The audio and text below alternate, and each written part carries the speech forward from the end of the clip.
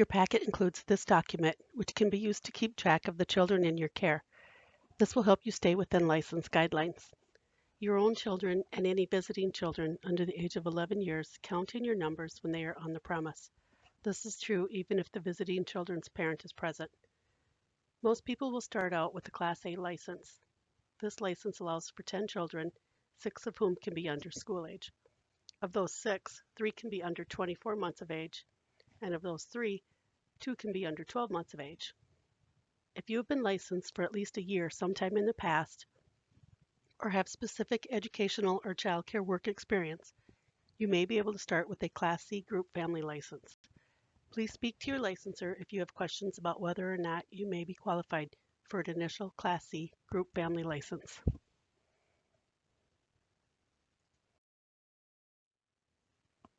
This slide is another example of a capacity chart.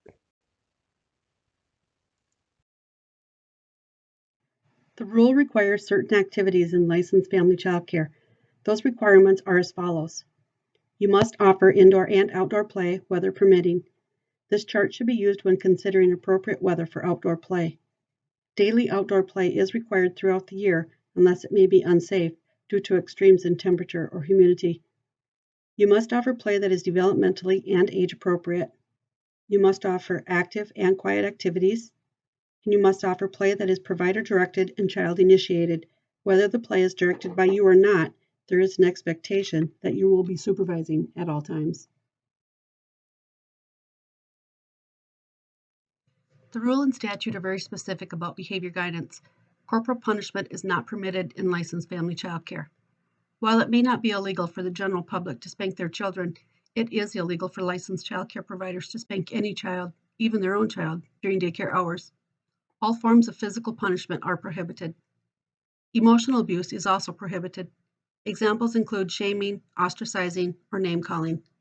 Perhaps the child's behavior is a challenge for you, but this does not allow you to call the child a brat or to tell their parent at pickup time that their child is a brat.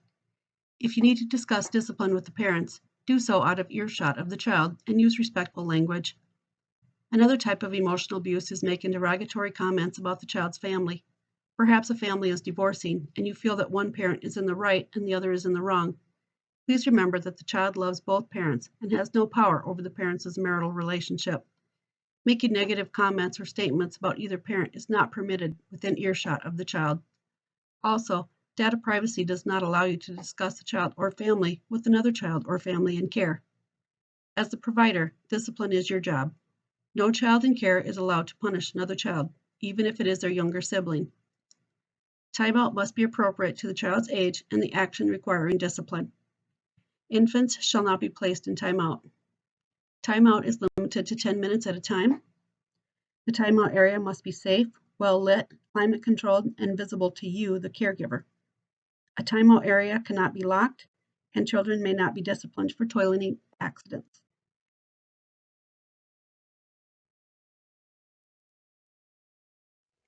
In licensed family child care, you may only use cribs that were manufactured after the date of June 28, 2011. You may also use pack-and-play type playpens so long as they have not been recalled. There are no restrictions on the allowable age of pack-and-play type playpens, just the stipulation that the playpen must not be recalled. Information on recalled sleep space and other child care equipment can be found at the Consumer Product Safety website at www.cpsc.gov. This website is included on the crib inspection forms that you will be completing on all crib and playpens in your home. Please note that in this crib photo, there are no blankets, toys, bumpers, crib mobiles, or pillows in this crib. This is an accurate example of a safe sleep space for an infant. The only thing allowed in a crib with an infant is a tight-fitting sheet, the original mattress, the infant, and if the infant uses one, a pacifier.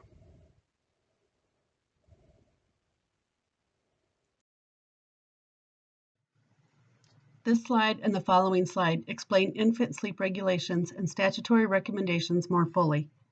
In 2013, Minnesota Statute 245A, or the Human Services Licensing Act, was updated to eliminate any preventable infant sleep deaths in family child care. These rules are for children under age 12 months and no longer apply after an infant's first birthday. Some highlights from these regulations include: infants must be placed to sleep on their back. The parents may not give consent for their infant to be placed to sleep in a different position. The only time an infant may be placed to sleep in a different position is with a specific form filled out by the infant's doctor. You may request this form from your licensor. Infants must sleep in cribs that were manufactured after June 28, 2011, or in pack and play type playpens that have not been recalled. Infants cannot be allowed to nap in car seat, stroller, high chairs, swings, etc. If they fall asleep there, the infant must be moved to a crib or pack and play type playpen as soon as it is practical. If an infant must briefly remain in a stroller, swing, etc., you must keep the infant in your sight. There must be a tight-fitting sheet on the crib or pack and play mattress. The infant, sheet, and an optional pacifier must be the only items in the crib. The pacifier must not have anything attached to it, no strings, straps, stuffed animal, cloth, or toys. There is an allowance for swaddling under specific circumstances. You will need to request a parent consent for swaddling and infant form from your licensor if you have a family wanting their infant to be swaddled. A sleep sack with attached wings that Velcro over the infant's arms or torso can be worn with written parent permission. Sleep sacks with the attached wings may only be used until the infant is able to roll over independently. Sleep sacks without the attached wings may be used regardless of whether or not an infant may roll over independently.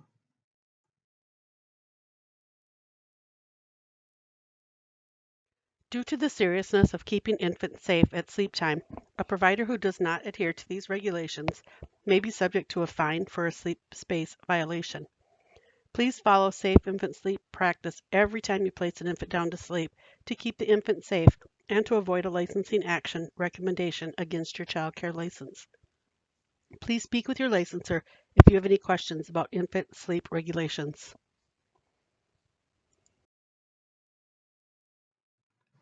The importance of supervision in family child care cannot be overemphasized.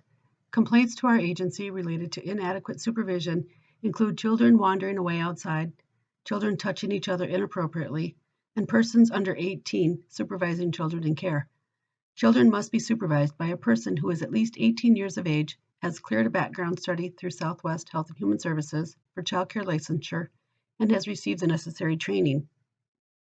You must be able to physically protect children under age 5 from harm. They cannot be left alone, outside or inside, so if someone has to come inside to use the bathroom, or you have to go inside to check on a sleeping infant, everyone under age 5 has to come inside too. Please remember to closely supervise napping children and children who are playing together, especially in hidden areas. We have had reports of inappropriate sexual behavior during nap time and when children are playing in forts, closets, and tents. This is traumatic for the children, the provider, and the parents. Do your best to prevent it from happening in your child care home. Teenagers who are helping you in your daycare are not allowed to supervise anyone and need to be supervised themselves. Since school-agers may be outside without you, teenagers may also be outside with school-agers, but they are not in charge of supervision. You, as a license holder, are still responsible for all children in care.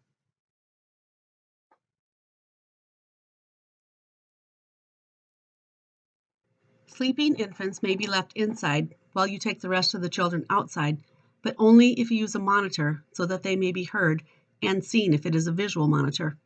You must bring the rest of the children back inside or bring the infant outside when the infant awakens. You may not leave an awake infant alone in the house. Statutory recommendations for infants state that sleeping infants should be checked visually at least every 15 minutes during the first 4 months of care and anytime an infant has an upper respiratory infection. For all other infants, it is recommended that in-person checks be conducted every 30 minutes of nap time. You must be available for assistance in care of children ages 5 to 11. School-age children may play outside in your yard without you physically being out there with them. With written permission, school-age may leave your property to walk or ride bike to a bus stop, school, or an activity such as swimming lessons or t-ball. As stated in this slide, supervision requires being actively engaged in the environment, not just a presence in the house.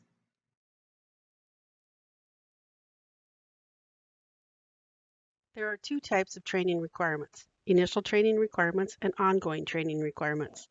This fact sheet provides information about training requirements for licensed family child care providers that are set forth in current law. See Minnesota Statutes Section 245A.50. Requirements related to caregiver definitions and use of substitutes are in Minnesota Rules Parts 9502.0315 and 9502.0365. This slide provides information about the difference between a license holder, an adult caregiver, a substitute provider, an emergency substitute provider, and a helper. Training requirements are unique for each of these roles.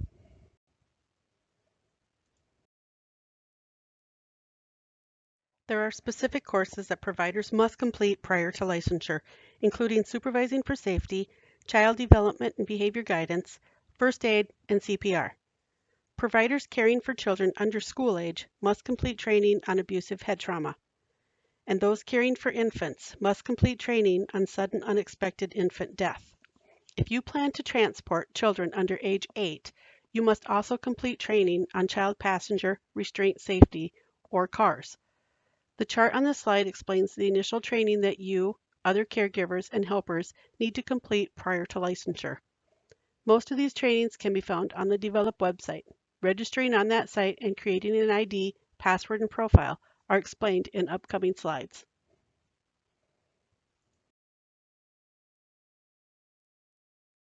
In addition to the initial training you will be required to complete, providers must complete a minimum of 16 hours of training per year to grow their knowledge and expand their expertise as early childhood professionals.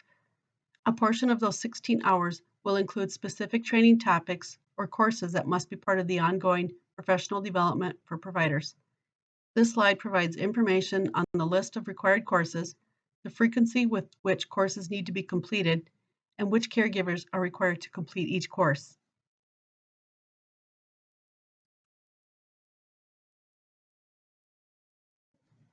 As you may have noted in the previous slides, some courses are required annually.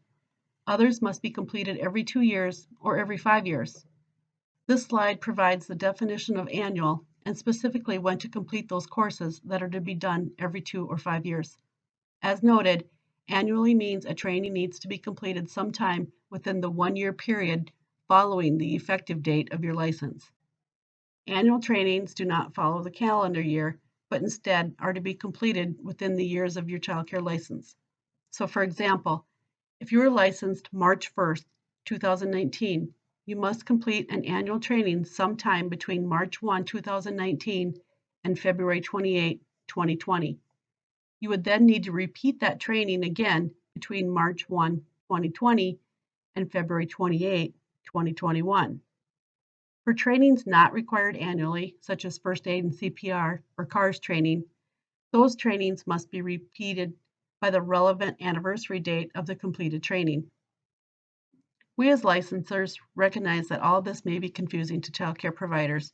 If you have any questions about the training classes you are required to complete or when they need to be repeated, please do not hesitate to contact your licensor for assistance.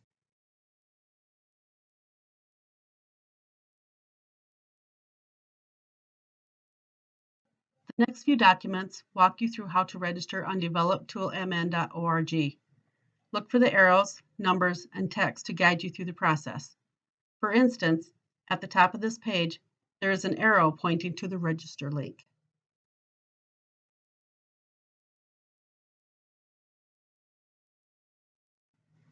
See the circle with the number 1 inside and the arrow? The text below the circle and arrow corresponds with the number and provides directions of what to do. Follow the directions through the handout, and by the end, you will be able to register for training.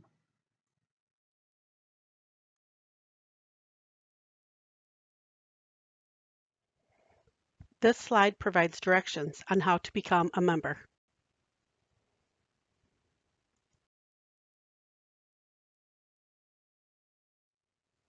This screen is where you would log in.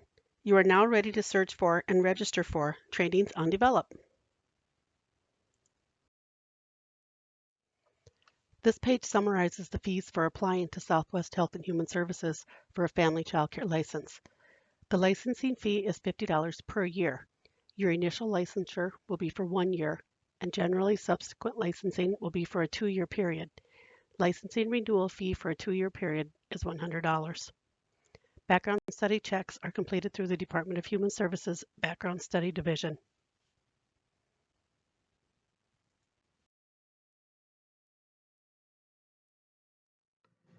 We do our best to keep our agency website up to date. Please check there for a listing of licensed providers in each of our 6 counties, information on emergency preparedness required for providers, and a link to the DHS licensing lookup for all licensed programs in the state of Minnesota.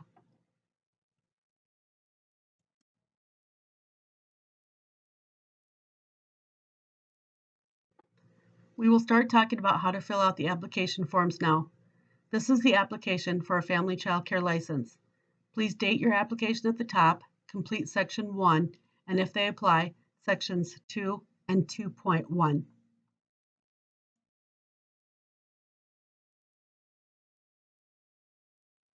Page 2 is where you will put in your identifying information. If there are going to be 2 people named on the license, then both people's information should be shared here. If your assistant will work less than 30 times per year, the assistant's information does not go on this page.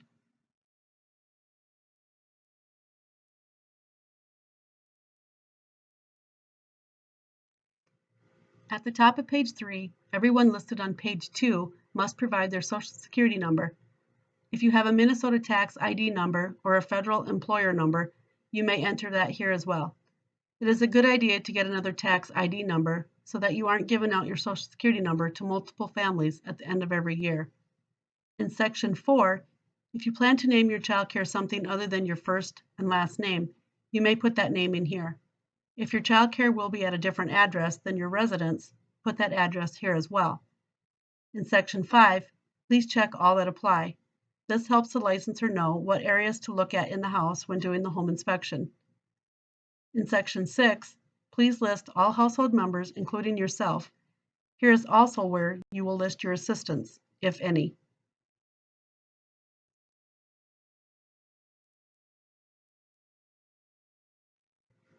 The rule requires us to collect 3 written reference letters before we can issue a license. Please provide complete and accurate mailing addresses for your references to eliminate any delays in processing your application. Our agency will mail a written questionnaire to your references with a self-addressed stamped return envelope. Section 8 is where you will most likely check the box next to A-Family. If you were previously licensed in Southwest Health and Human Services or another Minnesota county for at least a year, or you meet one of the requirements on page 11 of the rule, you may be able to apply for a C-class license. If you are interested in the B or D class licenses, please contact your licensor to discuss those specialized license classes.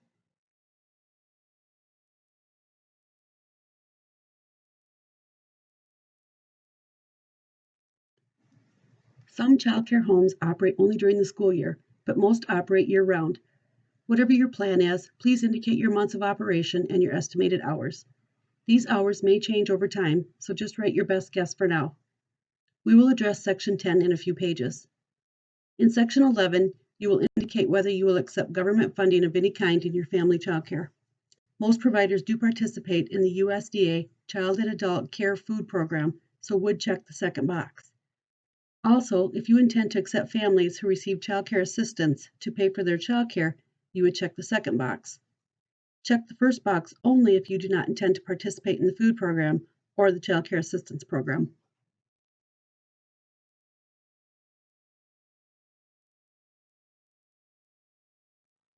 Do not sign this page yet. You will need to sign it in the presence of a notary public. Applications that have not been notarized will be returned to you, which will delay processing of your application. This workers' compensation insurance form is the form mentioned in Section 10 of the application. Please fill out the top section to the best of your ability. You will not have a license number yet, and you may not have a fax number, but the rest of the information is required. Skip the middle section, Section 1, unless you have a paid, non-related employee. In the bottom section, where it says number 2, most applicants will check the second box to indicate they have no independent contractors or employees. If one of the other 3 boxes applies to you, check that one. Be sure to sign and date this form. If it is incomplete, you will need to complete it before you may be licensed.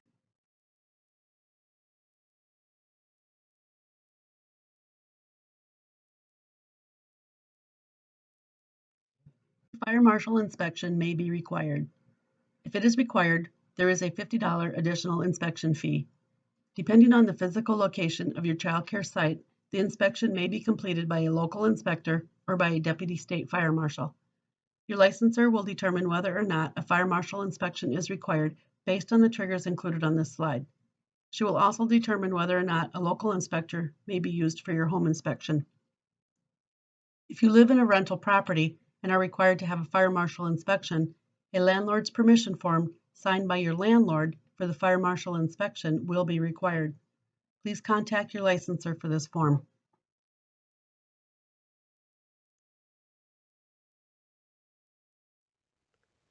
These are your privacy rights as the license applicant and license holder.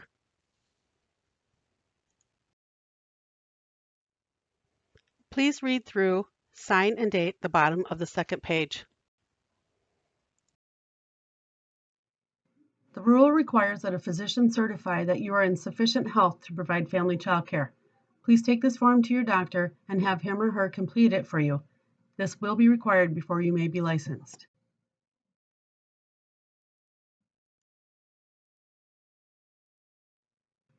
We have some questions that aren't covered in the state required forms you've seen thus far. Please have all adults living in the licensed home and anyone working in your licensed childcare complete this form. If you have a spouse, you and your spouse may complete and sign this form together.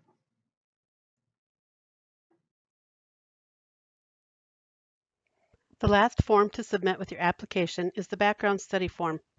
The background study looks at criminal records and social service records. The information that you provide and the information that we discover is private information. We are prohibited by law from disclosing private information. You and any household members ages 13 and older will need to complete this form. You will also need a background study for any additional caregivers in your childcare. Additionally, any regular visitors to your home during daycare hours who may have unsupervised access to children should complete and submit a background study form as well.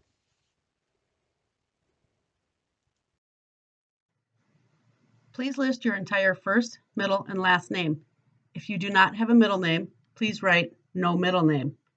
If you have a driver's license or state ID number, you must disclose it. You must disclose your race. You must disclose your social security number. We will need to check your background for the past 5 years. So if you have lived anywhere else in the past 5 years, please disclose that under previous residence. If you can't remember the apartment building number, that's fine. Just write as much of the address as you remember and be sure to indicate the dates that you lived there. We need 5 years worth of dates. If there are not 5 years worth of dates listed, we will return the form to you for completion, which will delay your application. If you have used other first or last names, such as a nickname or your last name prior to marriage or adoption, please list those.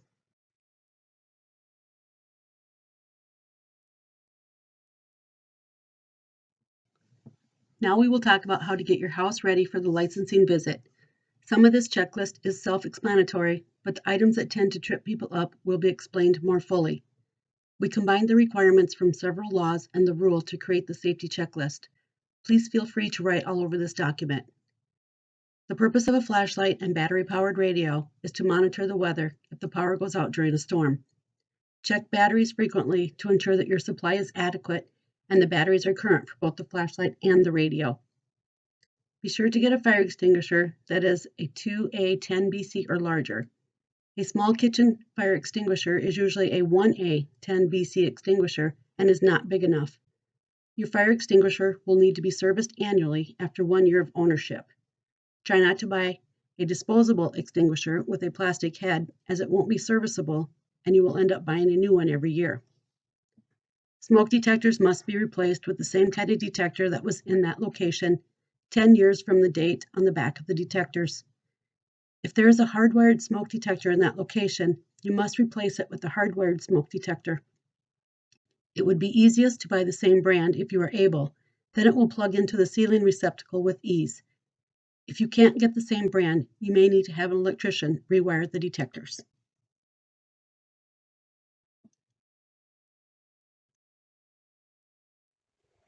If your home is required to have a fire marshal inspection, the inspector will be checking for carbon monoxide detectors within 10 feet of all bedrooms, since this is required in all homes per current Minnesota State Fire Code. This is true whether the bedrooms are used for daycare or not. Carbon monoxide detectors can be of any type, hardwired, battery-powered, or plug-in. They should be replaced every 5 years.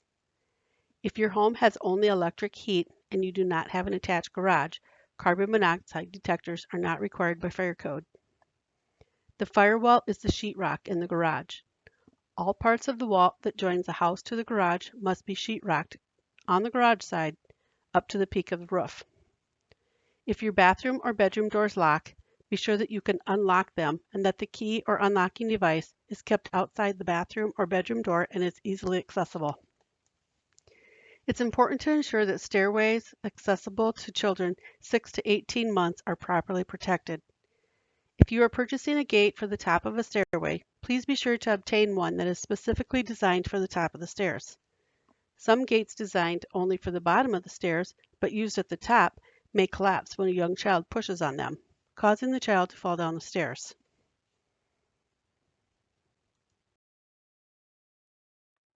Children need to be protected from hot surfaces such as fireplace glass or hot wood stoves.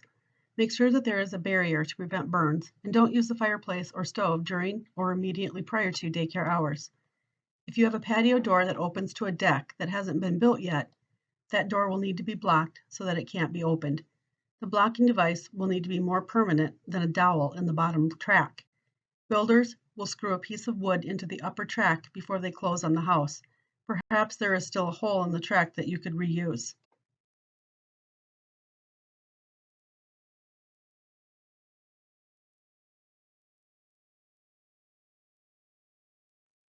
You do not need to print this document. If a child in care is diagnosed with a communicable disease, it is the provider's responsibility to notify the parents of the other children in care that their children were exposed. Please keep the infected child's name confidential, much as the schools do when notifying parents that children have been exposed to communicable diseases.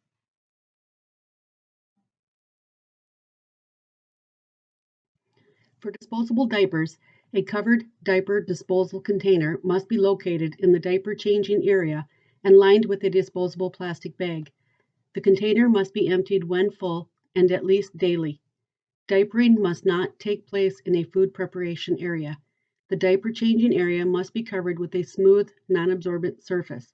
If the surface is not disposable and is wet or soiled, it must be washed with soap and water to remove debris and then disinfected with a solution of at least 2 teaspoons of chlorine bleach to 1 quart of water. If the surface is not soiled with feces or urine, then it must be disinfected with the solution of chlorine bleach and water after each diapering. You may also use a bleach alternative if it meets the criteria noted on this form. Please note that bleach remains the most economical product to use. Single-service disposable wipes or freshly laundered cloths must be used for washing a soiled child. A child who has soiled or wet must be washed with a disposable wipe or a freshly laundered cloth before rediapering. Cloth diapers, except those supplied by a commercial diaper service, plastic pants, and soiled clothing must be placed in the plastic bag after removal and sent home with the parents daily.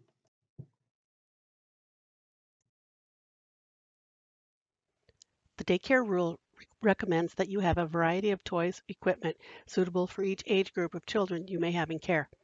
The 6 general categories of items that you must have include the following: cognitive equipment, creative, dramatic play equipment, large muscle equipment, manipulatives, sand, grain, water play, and exploration equipment, and sensory stimulations.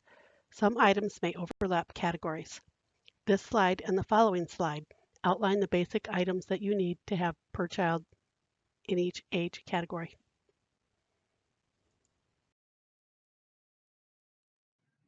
Toys and equipment must be new, used, or homemade as long as they are appropriate for the ages of children and activities for which they will be used, safe, and in good repair. Equipment or toys which are mouthed or may be chewed must be free of lead-based paint. Toys and equipment with chipped, cracked, or peeling paint must be tested to verify the absence of lead or be replaced. This is the first page of the DHS Licensing Monitoring Questionnaire. This questionnaire includes everything for which licensed providers are responsible. Please complete this by answering the questions as if you are already licensed.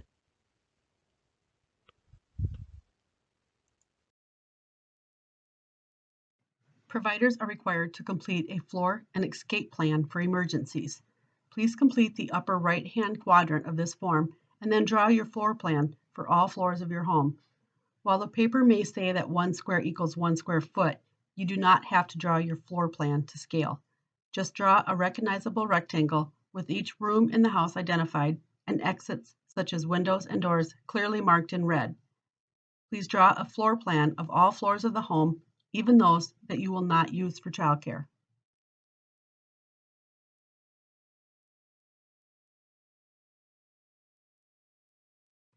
Childcare providers must have a plan for fires and tornadoes. Both a fire drill and a storm drill must be completed each month. After completing each drill, you need to record the date and time you conducted the drill. This form may be used to log your drills.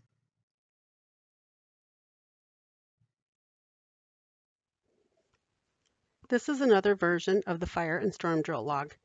You may use either log, just make sure you use one of them.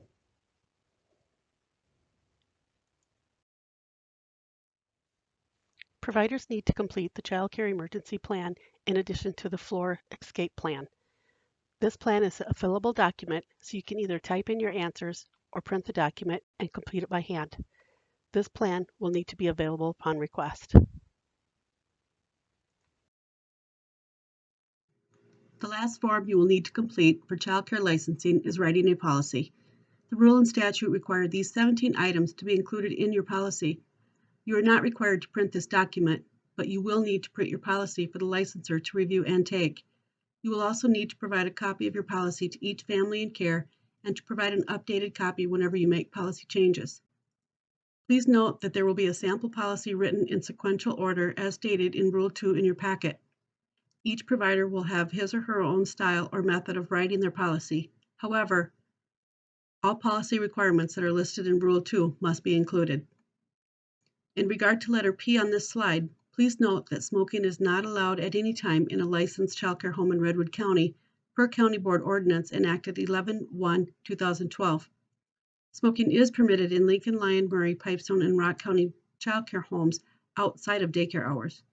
Your policy must note whether or not you allow smoking outside of daycare hours in your childcare setting. You should include one of the following statements or a similar statement. Smoking is not allowed in my daycare home at any time. It is also not allowed on my property. Or, smoking is not allowed in my daycare home during daycare hours. Smoking is allowed in my home outside of daycare hours. Please note that if smoking is allowed outside of daycare hours, parents must be notified. You are required to post a written notice in a conspicuous place and orally inform parents. Please be advised that providing a smoke-free environment is best practice in reducing the risk of sudden unexpected infant death for infants in care. Allowing smoking in your home outside of daycare hours affects your ability to provide a smoke-free environment.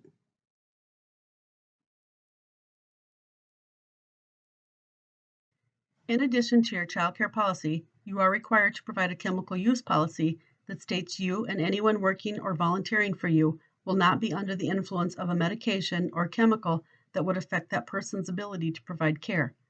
The policy also needs to state that you will train employees and volunteers in this policy. You may include this as part of your provider policy as long as the chemical use policy is clearly labeled as such.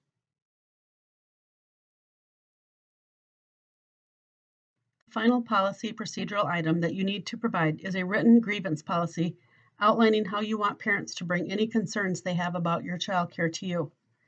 Some areas you may want to address in your grievance policy include the following. Do you want parents to approach you on an informal basis?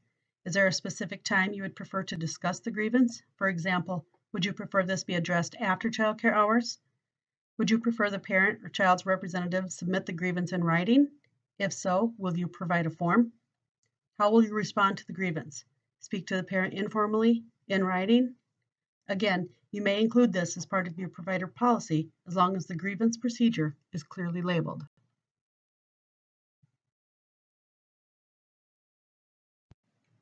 Thank you for watching the second orientation video.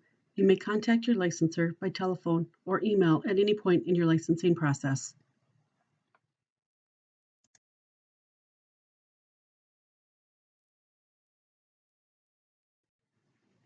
Please print and complete the form as confirmation that you have watched the Orientation 2 video.